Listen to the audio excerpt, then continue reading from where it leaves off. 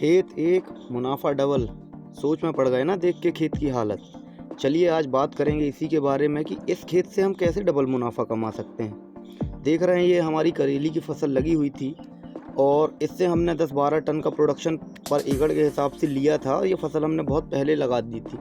ये हमारी लास्ट मई जून के आसपास इसकी टीपी हुई है और इससे हमने प्रोडक्शन लेके जब इसमें ये फसल जब ख़त्म होने को हो गई तो हमने इसमें क्या किया है जिससे हमारा मुनाफा डबल होने वाला है। अभी हमने इससे 10-12 टन का प्रोडक्शन लिया है और हमको एवरेज रेट जो 35-40 रुपये का मिला है, तो हम अपने खर्चे काट के इस खेत से 2 से 2.5 लाख रुपए का मुनाफा बना चुके हैं।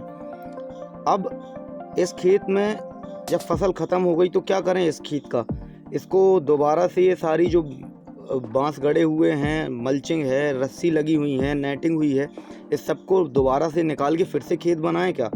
तो नहीं, हमने इसमें क्या किया है कि इस खेत में जैसी ही फसल हमारी ख़त्म होने को थी तो हमने इसमें पैराकॉर्ड जो आती है कॉन्टैक्ट हर्बिसाइड है उसको सारे खेत में स्प्रे कराया जिससे हमारी पत्तियां पूरी तरह सूख गईं।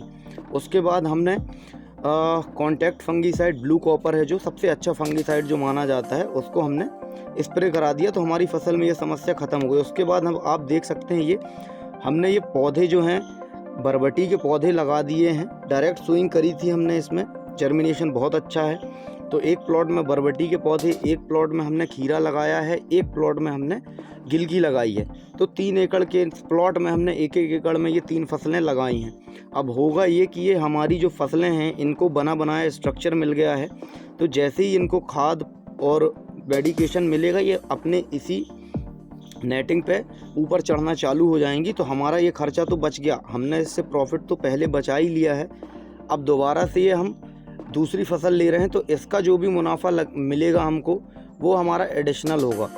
तो हमको खेत में नई सोच, नई तकनीक लानी पड़ेगी। ज़्यादातर किसान सब्जियों की खेती में इसलिए नाकाम होते हैं क्योंकि खर्चे उसमें इतने ज़्यादा हैं और खेती सही तरीके से ना कर पाने के चक्कर में ये सारी चीज़ें हमको देखने को मिलती हैं।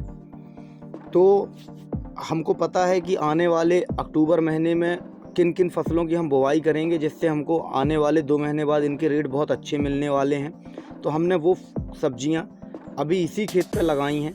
हमारा आधा खर्चा तो खेत बनाने का, मल्चिंग का, नेटिंग का, बांस गड़ाने का, लेबर कॉस्ट, ये सारी चीज़ें तो अभी ही बच गई। तो ये तो हमारा एक शुद्ध मुनाफा हो गया है ना। उसके बाद इस खेत में कुछ लोगों का ये सवाल होगा कि आपने पुराने बेड पे लगाया है तो क्या फसल चलेगी नहीं चलेगी। तो बिल्कुल, जैसे ही हमारी फसल ख़त्म होने की तो हमने उसमें पानी देना बिल्कुल बंद कर दिया था।